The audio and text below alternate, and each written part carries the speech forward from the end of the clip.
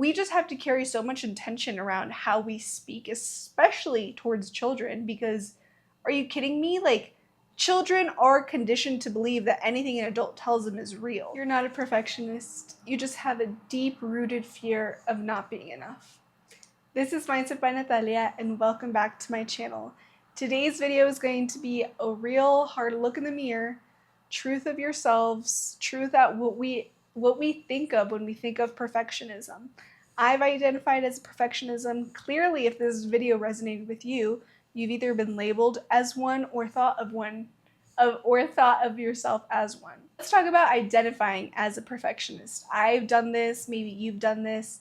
And in general, when it comes to labels, I made a whole other video about labels, but when it comes to labels and how we identify, we always just want to be careful with the fact that if we identify as something because it brings us comfort, because we see ourselves like that, because it's important that other people see us like that, it's just important to realize that a single label is absolutely not what you are.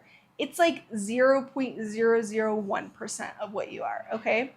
Everything about yourself, everything that makes up your story, who you are, is so much grander than the quote-unquote limitations that you think that you have.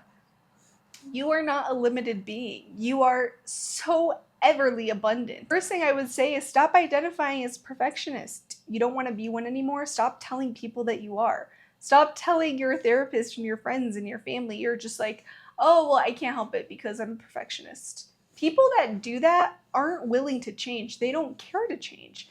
They are comfortable in their victim narrative of saying, oh yeah, I am a perfectionist. Like, you're just gonna have to deal with it.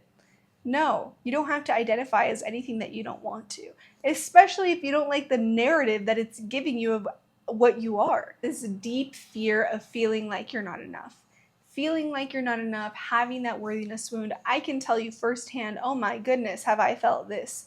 The fear of not being good enough, of not being able to be seen because I feel like the judgment of other people, because of the fear of losing something or being abandoned or that big worthiness wound.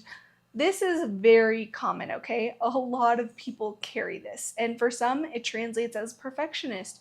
For other people, it translates to they don't even want to try because they don't even want to be the disappointment that they think in themselves, like criticizing themselves that they are. Everyone is criticizing you less than what you are criticizing yourself as.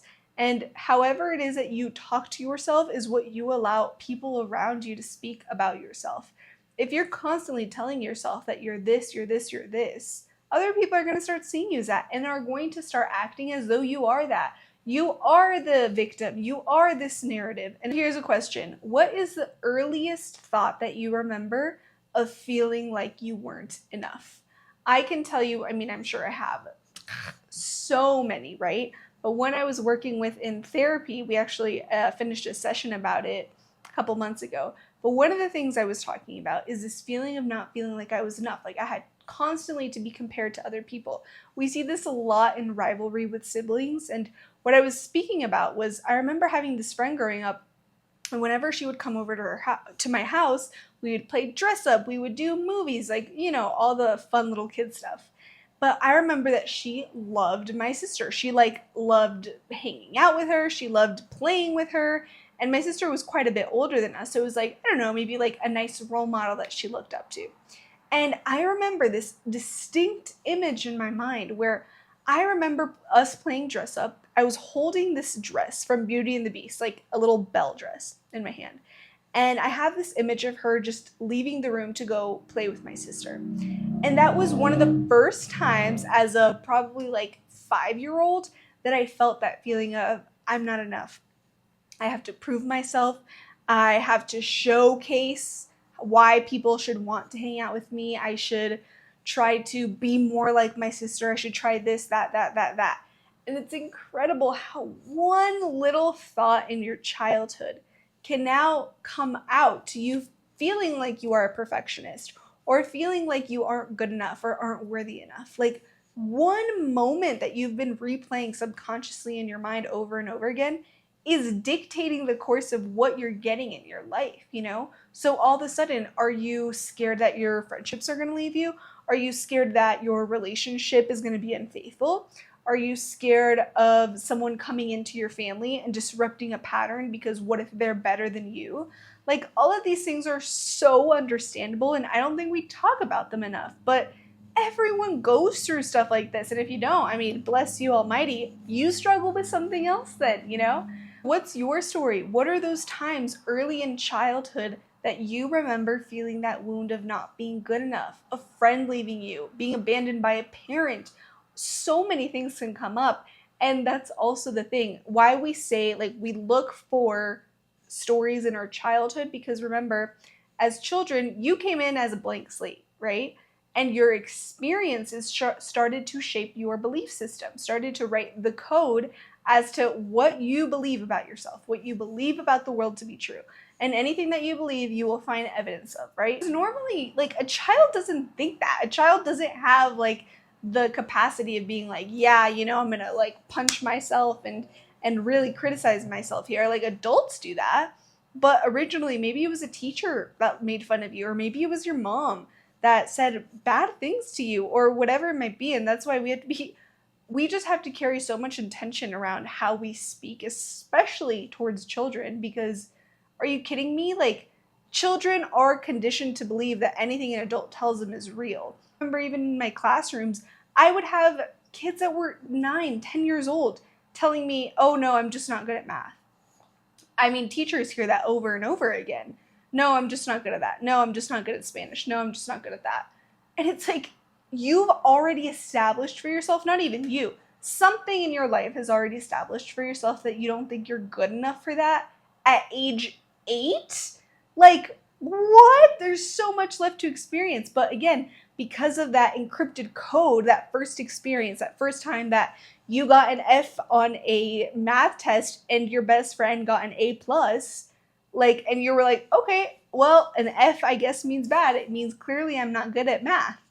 This is literally how we think of things. It happens so under the surface. It happens so subconsciously that we don't realize these things are literally dictating our lives. All of this causes us to be critical of ourselves. Like I said, we all know the sayings. Like, would you say what you're saying to yourself to your best friend? Would you tell her that she doesn't look good in that outfit, that she needs to lose weight, that she needs to look a certain way? Would you ever tell someone that? No. But for some reason, you think that it's okay to tell yourself that. We are always going to be our biggest critics. Even if you're in, like, the multi-face of the media, let's say, and you're getting backlash about people saying that they don't like you, whatever. At the end of the day, like, everything outside of you is just that outside noise. And whatever it is that you're repeating about yourself, what you truly believe in your core, like what makes you as a human being, that's what you're gonna get. Just like in the movie, what is it called? The Pixar movie, oh my goodness, like Inside Out. The Inside Out movie, where at one point her subconscious brain or whatever, Joy, thinks that, oh no, we only need to ever have joy in our life, right? But then by the end of the movie, she realizes, actually, we need all of our emotions. We need the sadness, we need the pain, we need the anger, we need the hurt, the disgust. All of these emotions make us human beings.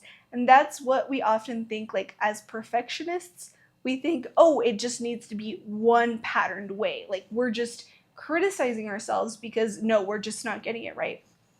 Maybe you're not supposed to get it right. You criticizing yourself only creates more hatred. You know, like, wouldn't you rather live a life that was free and blissful and you just could come home at the end of the day to yourself and be like, I love you. Like, yeah, that you messed that up and I didn't like how you dealt with that and that really wasn't good. We got to check ourselves there. But it doesn't, nothing you ever do can take away your worthiness. I made another video on this, something like unconditional, like, have unconditional love for yourself. Same kind of concept. Nothing you could ever do could make you unworthy. There's things that you could do that could lead to destruction and punishments and, you know, bad things, but nothing you ever do will make you not be good enough, okay? That's like the biggest misconception, the biggest lie, and it's like the biggest hidden truth that people believe. It's like pestering. Like, so many people believe it, but so few people realize how untrue it is. If you criticize yourself first, that means that it won't hurt as much when other people criticize you. Oh my goodness. Hello, childhood again. Like, let's say it was something like I had gotten, I don't know, maybe it was something about grades. I was always like a good student, but I was never like Miss Excellent student, okay? It was always like, like you could do better. And I remember with my mom constantly feeling like that. She would always be the one that was like, okay, like, well, you can strive to do like an A plus next time, or you can strive to do this better. You can like, she was always the one that was telling me to like more, more, more. Whereas my dad, it was kind of the balance where my dad was like always so proud of me. Oh my gosh, you did this. Let's go out. Let's celebrate you. Very different energies. And the critical voice of my mom is what maybe she said to me a couple times, but that's the thing about like criticism that other people speak about you is one person can say one sentence that completely makes you believe something about yourself, but they're not telling it to you every single day. They said it once or a couple times, and then you are the one that has been repeating it in your mind for years and years. Like at some point, stop blaming them and start blaming the fact, not blaming, but start acknowledging the fact that you're the one that now believes this. This isn't like, oh yeah, my mom thought my grades weren't good enough. It all of a sudden became, I don't think that my grades are good enough. Like, I'm critical about myself. But check, are you beating people to the point of making fun of yourself before other people make fun of you? Sometimes people say that this is silliness and this is funny, and sure, all in good humor if that's what it is, but this is why I'm not a sarcastic person like at all. Because sarcasm, I always believe, has a root of something that's true. And if someone is saying something that's rude to me and calling it a joke, like I just don't deal with that. I mean, I don't tolerate that in my relationships and my friendships. Like it's just not a me thing. But just be careful. Again, the things that are kept repeated and kept spoken, the things that you keep believing about yourself, they're going to show up and be true somehow. Needing to prove yourself. This is huge for any perfectionism. I think this is what makes someone a perfectionist. Someone tells them that they're doing something wrong. Let's say it's you're not getting all A's in your report card this year from school. All tens, all sevens, whatever it is that you call it, like the highest of grades. Someone tells you the belief, okay, you aren't good enough with your grades. You transfer that into your own belief about yourself. You're constantly telling yourself now, oh, my grades aren't good enough, my grades aren't good enough. Then all of this translates to now I need to overcorrect and be so perfect about it so that people don't understand the quote unquote mistake that I made before. Isn't this the most silly thing? Like, you think that by proving yourself to others, proving that you can do something, proving that you're not going to do something, you think that you're going to gain their respect when really all you're doing is losing your self-respect, losing that innate ability and thought of knowing that you're just innately worthy and you're a human that's going to make mistakes. I think it's the biggest misconception in the world that we have taken out mistakes as like a thing. Mistakes are just like anyone that has a mistake, it's the end of the world. Everyone makes mistakes. Are you kidding me? Everyone in the world sins and makes mistakes every single day. And you know what? Those mistakes and those sins aren't actually a bad thing. They're building you up to be a better freaking person. Like, without mistakes, we would have the most plateaued, the most boring lives in the world.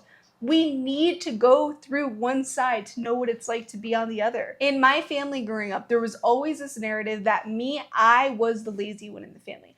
I would wake up late. I was the night owl. I wouldn't eat super well. Like, I would eat out a lot and like junk food and stuff. Like, it was like the narrative that I was Miss Lazy, right?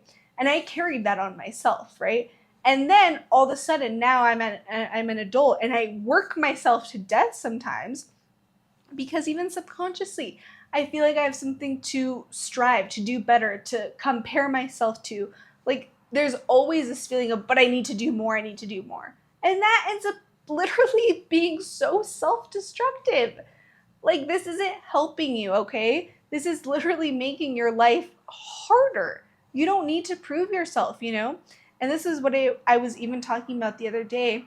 Like, if my family is going to think that I'm so lazy because on a weekend I get up at 10, let them. I mean, I'm sure you guys have heard the whole let them theory by Mel Robbins, but like, okay, And like, I'm so sick and tired of having to prove this or show up like this or try to mold myself into what other people think. I don't care about that anymore because, first of all, the people that are criticizing you for how you're living your life are so focused on your life because they are running from the things they don't want to face in their life, okay? And that's sad. Those are the people that take years and years to heal because they realize that it's hard work and they'd rather just criticize other people. Again, like, would rather criticize someone else that I don't have to deal with the pain that I'm actually carrying. Words over thoughts. Thoughts can come in plenty, okay?